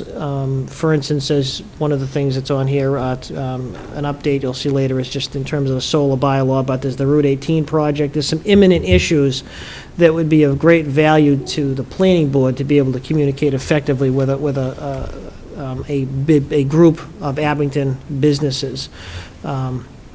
There's no forum for that right now. So that is something that we are pursuing, and hopefully by the beginning of the year, we'll have something in place so we can both help meet the planning board's goals and get some of these other issues out, and hopefully turn it over to them for self-promotion. So that some of the other things that came out of that, which we are engaging the services of Old Colony Planning Council for, is, I know I've mentioned this to the board before, and the group of local businessmen, business people, and Andy participated, and some other local officials. our concern initially was the, aesthetics and, the feel and the look of the business climate in town. And what we got very politely was that effectively that's really a symptom of the problem of traffic and the lack of parking. And so we have, and we are engaging the services of Old Colony Planning Council to do parking and traffic studies of our areas, our center areas. And that is probably going to be around the beginning of the year, hopefully, because they're looking to see if they can do that under the District Local Technical Assistance Program so that we don't have to pay any money for those services. I have up here to follow one of the other issues that was raised, and this is not so much in the group, but from our peer consultant, was at some point, looking at dealing with the so-called gateways. When someone crosses the town line, whether it's Rockland or Brockton or Weymouth, whatever, what do they see when they enter Abington, and what's your immediate feel? And so that's probably going to be an issue of signage eventually, but that's also an issue the planning board will have to be involved in too. So like I say, sometimes you start with a focus and it turns into a larger issue, and again, it's not a bad thing, but this is where this one has taken us. I know one of the other goals was to create a road infrastructure plan, and unfortunately, until we have a permanent DPW director in place, this is going to be very hard to achieve. I know, Tom. I know it's near and dear to you, and I don't disagree with you at all either. It's good planning. It's good for our capital plan to have a.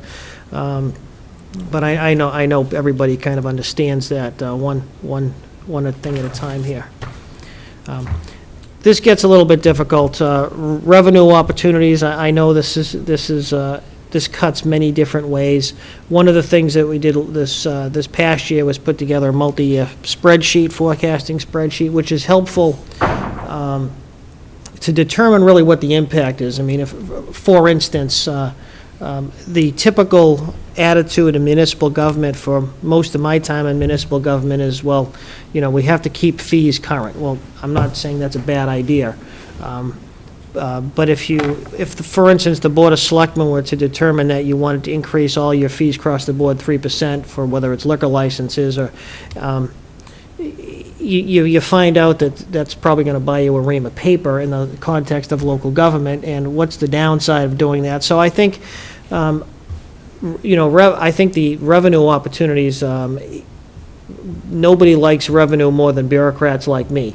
But I think being careful about it and realizing that I think effectively the growth of the tax base is really the most effective way to deal with revenue, as well as state aid, which is, as you know, in terms of a formula, is out of our hands. So this is a tough one to deal with, because other than demonstrating the value of certain I know of certain moves, and we could I think on a smaller basis, for instance, if you were looking to create funds to help, like, say, run the Council on Aging, certainly to the extent that you could have a fund set up, a facility management fund, that's something that can help run an individual department, and to some extent, and have some positive impact on a smaller organization like that. Or to the extent that you had a revolving fund to help, for instance, if for local inspection. But to the extent that it has a big impact on the large budgets, like funding schools, teachers and police officers, I think that's probably unrealistic on the scale we're talking about. Capital improvement plan, last year we actually did put together a capital improvement plan. We were in the process of doing a very, very slow and bureaucratic thing, and new forms, and Leo came to us and said, well, for the purposes of our bond rating, we really have to have, this is not a bureaucratic exercise. This needs to be done by a certain date. So we kicked it into high gear, and we did update the existing forms that we had in place. They were updated substantially, and we did produce a capital plan that was helpful in both town meeting as well as the getting our bond rating improvement. And that's something we will do annually. We are incorporating that into the annual budget process, so when people are submitting their budgets, they'll also be submitting their capital requests at the same time, so it's not two dual processes. When those, when the funding is available, this past year, as you know, it doesn't seem as if we're going to have another special town meeting. I know there's a couple departments that are going to limp along a little bit with some matters that, at present, the free cash that has typically been utilized to fund capital plan in the fall will be available in the spring. So there's no reason we can't fund the capital items in the spring and have all of our spending done at one time of the year rather than have spending done, the fall spending and then the spring spending. But the major point is that last year there was a capital improvement plan that was created, updated, and that again is something that is being institutionalized. Yes. Is that plan available on the website, or can it be seen somewhere? I know you said you're going to incorporate it into the annual meeting, but... Yeah. We can send it out. It's not on the website. It's something that was, it's an in-house. And I know it can be anything up to like what we need right now versus a wish list, but it's just nice to see what each department feels they need. Now, in the past, back when I was on the Finance Committee, I was also on the Capital Improvement Committee, and I think we took all the departments and compiled it together and did like a 10-year plan and made recommendations as to what the town meeting. Now, who does that now? Would you be making the recommendations to the Finance Committee as to how does it work now, or have we done it yet? Well, last year, the recommendations were made by me after the plan, as you said, maybe /cataloging was put together. We don't have anywhere in our charter or bylaws a capital improvement or capital committee of any sort.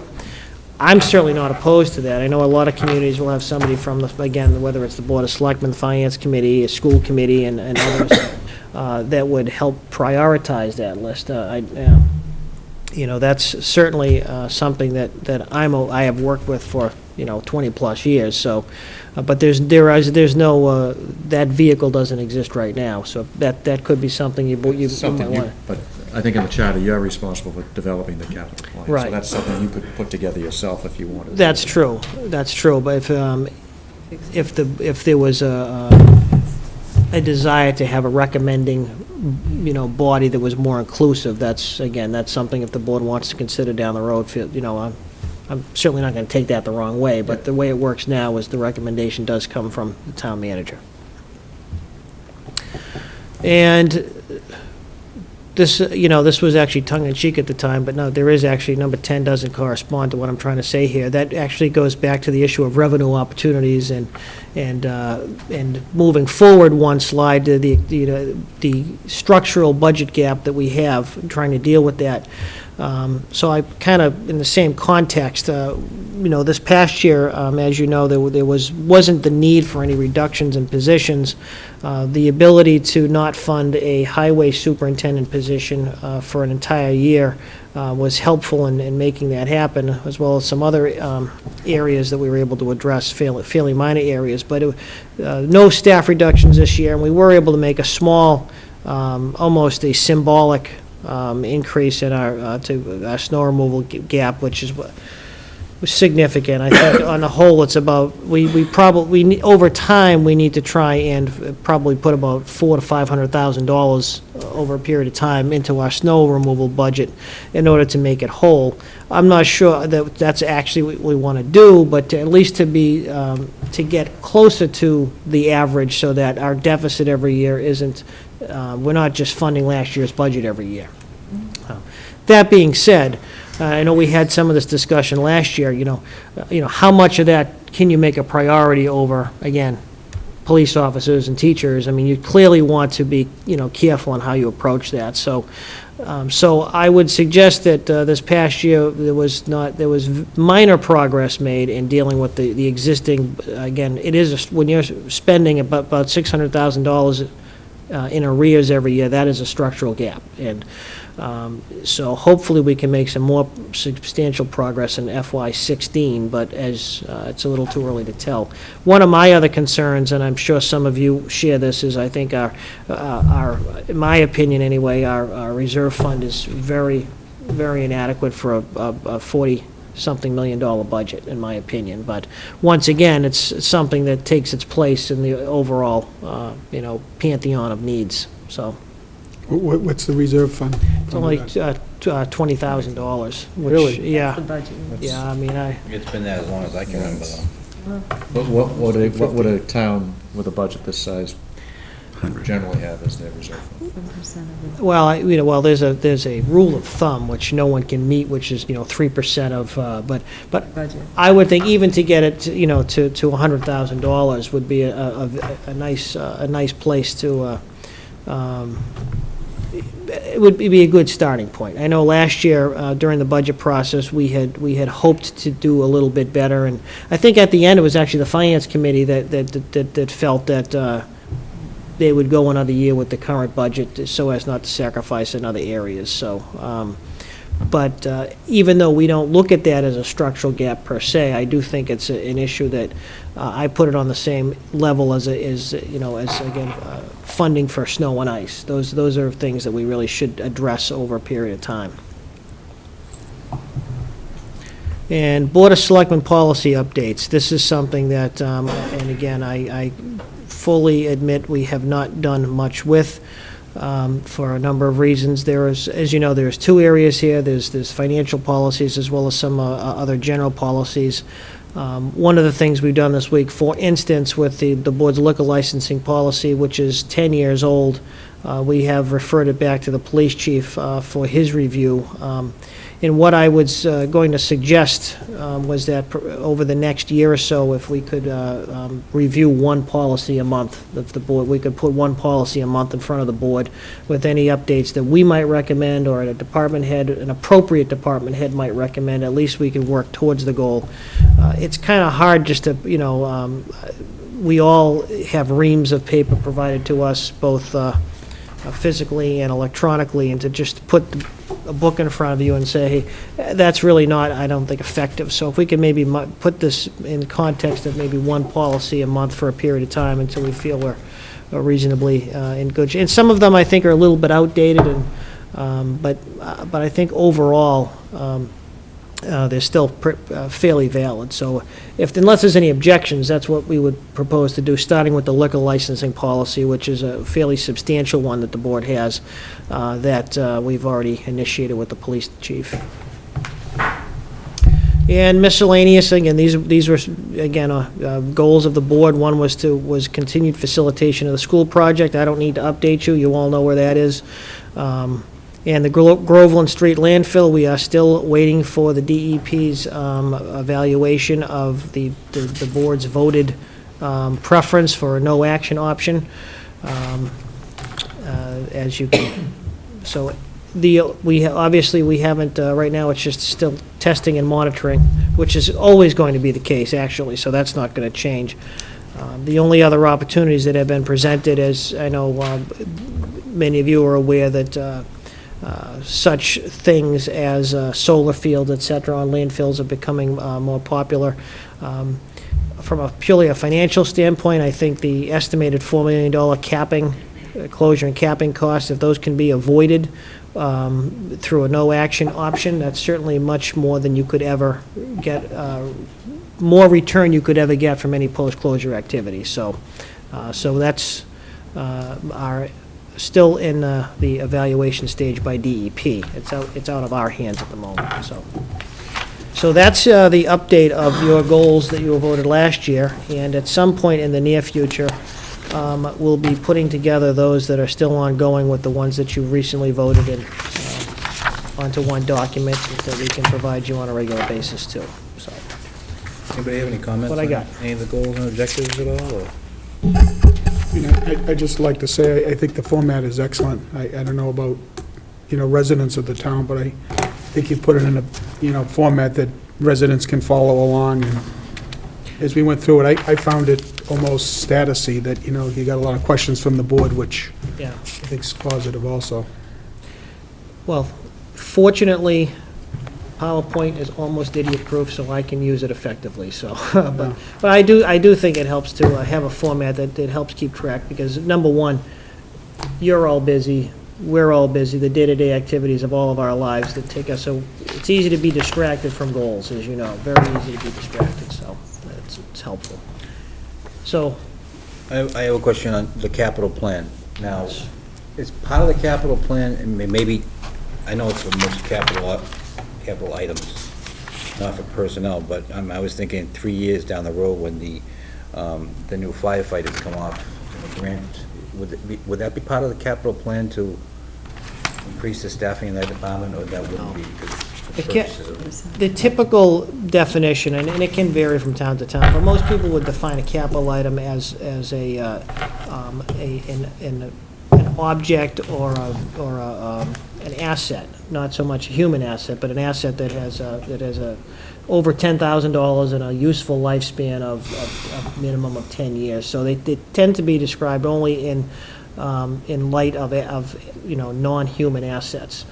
The debate that comes up every year in every community is a cruiser a capital item or so, but for the most part, that would not apply, Ken. No other questions on goals and objectives? Just, did we put money aside last year for a capital plan? Fund, yeah. As far as a capital plan, do we put money into that account every year, or? We've always used free cash. 60%, right, for stabilization, 40% for capital, and then 10% of that 40% for the unfunded liability. Okay, because we And do the have, policy. at some point, we'll have to talk about the funding of the fire truck, and how we're going to Yes. proceed with that. Yes. We did have a meeting, but we'll go over that at another time. Right, I know that, yes, there was, I know the board discussed maybe later in the month or next month having because at some point you'll have to prepare for any vote that you want to put in front of the public. This annual town election, I get my years mixed up, we're in 2014, it would be the 2015 town election, so in preparation for that. Can they buy the fire truck?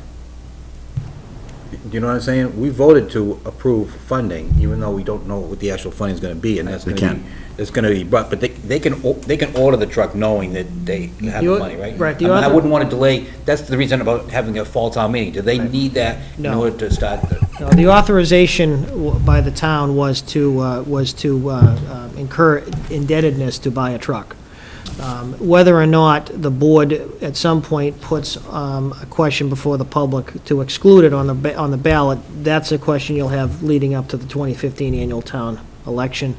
And I know at was it the last selectmen's meeting? I get my meetings mixed up, or the one before the chief, and I think, am I thinking of the right meeting? And we did have some information from the treasurer collector in terms of the bonding implications and the implications on the annual, and yes, we did, because I think the conclusion was that the two best options, if the board was going to choose to put it in front of the public for a debt exclusion, would be a one-time capital exclusion, which I think was about $203 per on the average home, one time, or a 10-year bond issue, debt exclusion, which would have fairly minimal impact on the average homeowner. So those were the two that seemed like the best options that the board had, I believe, said you wanted, review in the context of the upcoming town election next in 2015. Tori, just let me ask you a question to repeat, just refresh my memory. If we have $1 million of free cash, what were the percentages again? The policy was 60% of that would go to fund stabilization. So 600,000 would go into stabilization. Yes, and then the remaining 40%, well, it's really going to be 30, but take the remaining 40%, that would go to fund capital items, but take 10% of that out to fund the unfunded liability issue. So it's really 60, 30, and 10. Yes. It's 10% of the 40, though. 10% isn't it? Of the 40. Right. So it's not Yeah. 60, it's not 60, 30, 10, 10. it's 60, 40, 10% of the 40, so. Quickly, what's that? I'm only kidding. Yeah, 60%. 40,000. That's that new math. Yeah, This is, that- yeah, And we didn't, if I'm not correct. Sorry. Yeah. Didn't we borrow 500,000? We did. So from the stabilization fund last year to fund, would there be an effort to replenish that 500,000 plus? Or would you just go, what do you think? I mean, obviously, probably depending on the revenues, I guess, but just bear in mind, our budgets were, were based on borrowing 500,000, so Yeah, I thought we already replenished in I'm then not sure if some. we did or not. We did. We did. In Yeah, the we last actually budget. put, Last budget, and then we borrowed another 250, I think it something. was. All right, yeah. This operating budget, I yeah, believe. but the, went down. the intent. the money that Snow was, that was utilized last year was replaced Yeah. with additional funds, actually, so. Okay. Mike, you're on that committee with the fire. Yeah, I think that, Rick, the meeting you're speaking of with Leo and stuff, we had in the Buckley room, I think, over there. I don't know that we've ever brought it before the board as far as your options at that particular committee. No, we No, we did. did. I actually, We did Discussion the about it 1 year last- versus the 10 year, the yeah, 2. I was getting my meetings mixed up too, We Mike. haven't decided, though. No, right, We just but there kind of was some discussed it. discussion about it. Because we had, Absolutely. pretty lively discussion over what we thought would be the best in that, Yeah, we didn't have a lively, which I can remember saying I'll bring that back to the committee. I never really had, so that's fine. Can I throw another option out there? And Sure. this is just me, maybe talking out of school, but for the next time you meet. Is there a possibility that you could borrow, you're talking about one time, you're talking about 10 years, is there a possibility you can borrow for 2.5 years? And the point I'm trying to make is borrow until the school funding comes on.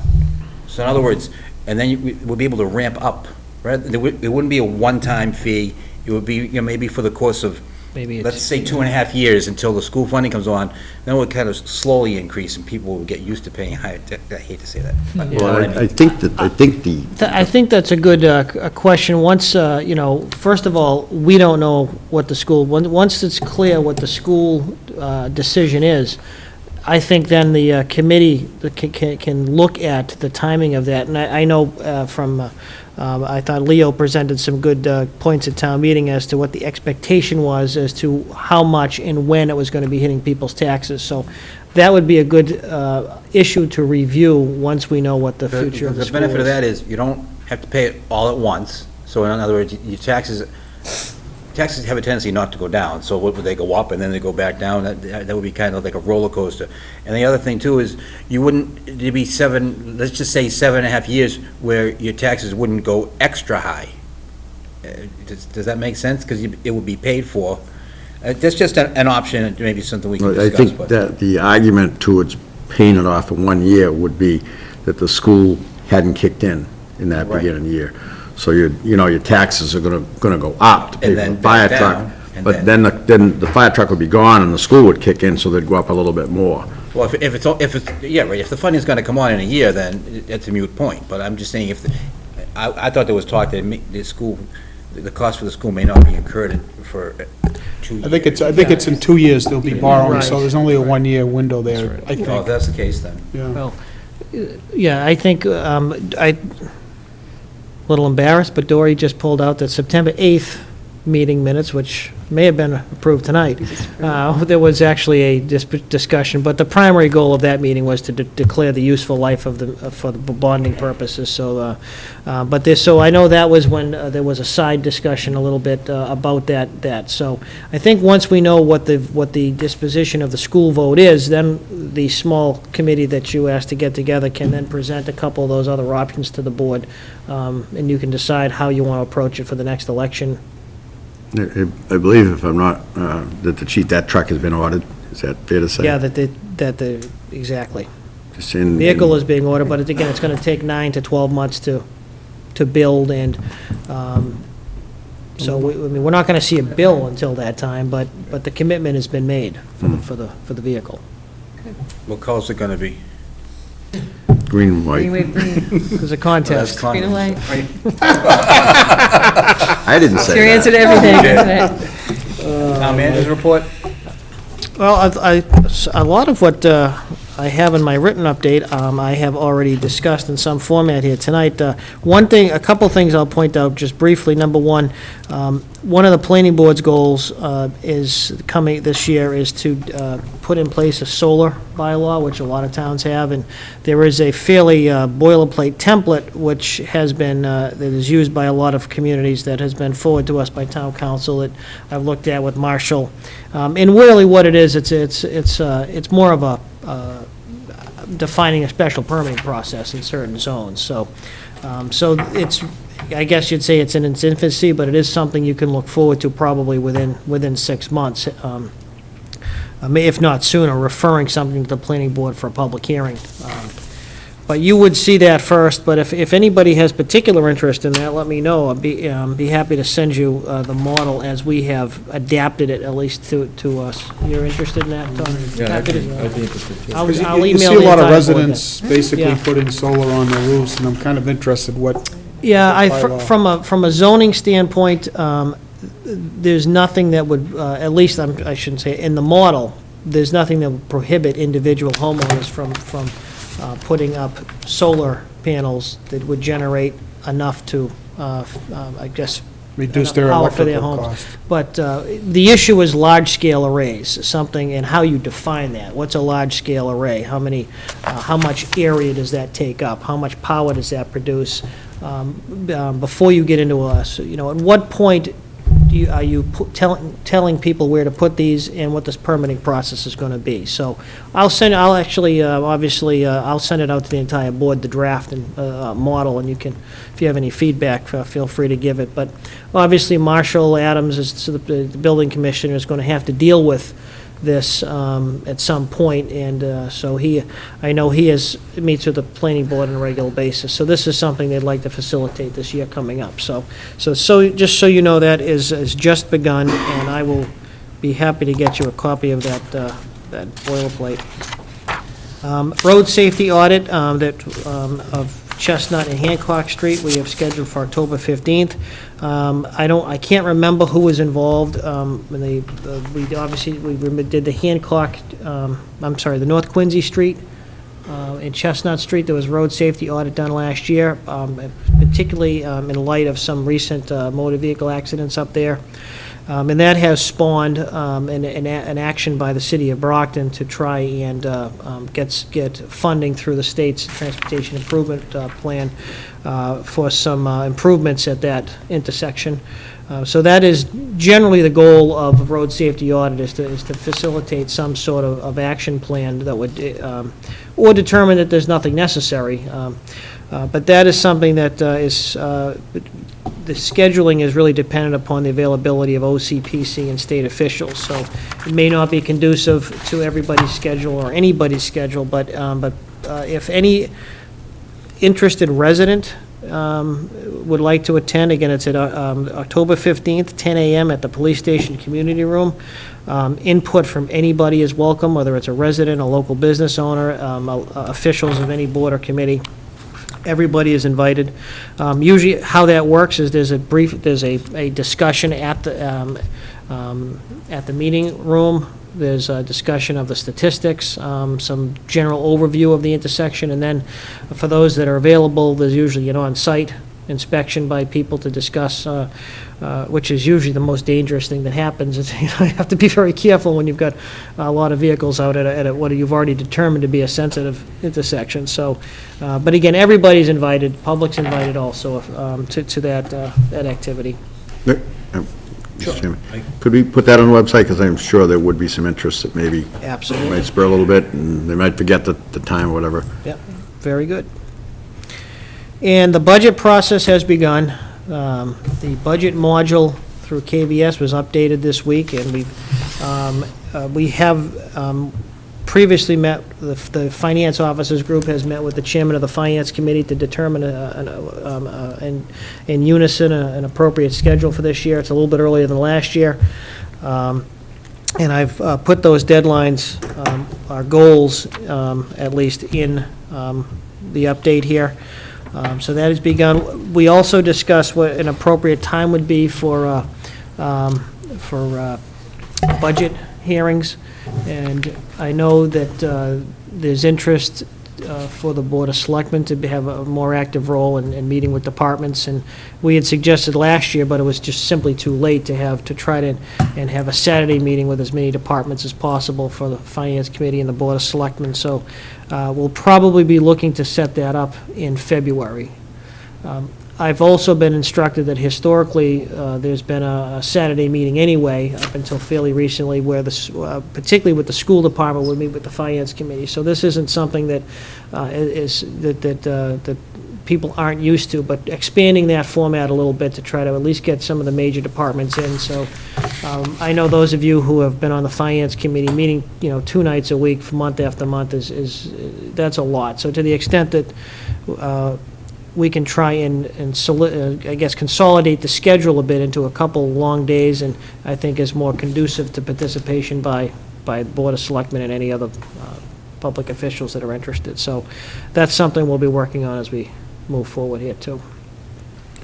Rick, when you make this request, does it go out with some sort of budget message, or do you just say to department heads, show me what you feel your needs are, and then you just go and whittle things down? We've this year, the call I put out was for 2 things. I want 2 versions of the budget. One is a legitimate level services, what it costs to, again, run the department the way it's run the current year, and then a typical budget request. So, for 2 reasons. Number one, the reality is when all is said and done, it's usually closer to level services. So we want to make sure that we can accurately assess what that is. The second piece is, though, and I use an example. You don't want to have a police or fire chief or coming back to you in a couple of years and saying, well, I've needed this for X amount of years, and now something's happened, and you've never let me request it. I mean, I don't want the bureaucratic shuffle to keep a department head from at least putting out a need that he or she feels is important. Whether or not it's sustainable or it's something we can afford is a different issue altogether, but at least I think to not give the department heads a forum for what they believe are either improvements in the department or things they would recommend for advancements. I don't think that's allowing them to do their jobs appropriately on one hand, but that being said, the level services budget tends to be a lot closer to reality, so to have that codified right up front early in the process, rather than having to have me and town accountant and the other financial officers have to go through with a fine-tooth comb and get down to a level services budget. I think it'll just make that process, that part of the bureaucratic process, a little bit easier. But again, I know that people may have different feelings about that, but I do think that people feel a professional obligation to at least let the leadership know what those needs are, whether they're sustainable or not. So you're calling one a level service budget, which I understand, and the other one, what exactly? The other one would just be it's not a wish list, is it? Or typical budget request like they've done every year historically. For instance, a department may ask, for another staff person because of X, Y, and Z. That would be in the. So it's basically what they feel they need to run the. Basically, right. Okay. Thank you. Next agenda item, public comment. Anyone have anything to say out there? Nope. Okay, good, thank you. Don't pan the audience, thank you. I do have one thing I'd like to say, and unfortunately, I was unable to miss I had to miss the town meeting due to work obligations, and I'm sure, I think Mike was away too, right, correct? My understanding from everyone that I spoke to, it went extremely well for a big crowd, probably one of the biggest ones we've had, so I don't have a list in front of me, so I don't want to thank a million people, but I do want to, thank on behalf of the board, I hope, Sean Riley and Leanne Adams and everybody else involved, the departments involved, the residents, the school building committee, and the residents were very well behaved, and I think there was some good debate, and Actually, there was Very little. Well, maybe no debate. One question. It was a good It was a good. That's right. And I think the reason there was no debate is because everybody had the information so much in advance. Yeah. It was so well I know publicized. sometimes we felt like we were beating a dead horse, but it worked, so, and People knew what they were coming to vote for. And, sometimes we thought it was overkill, about the meeting spaces, but, some of it was needed, so it worked out. It was well run, it was. Tom?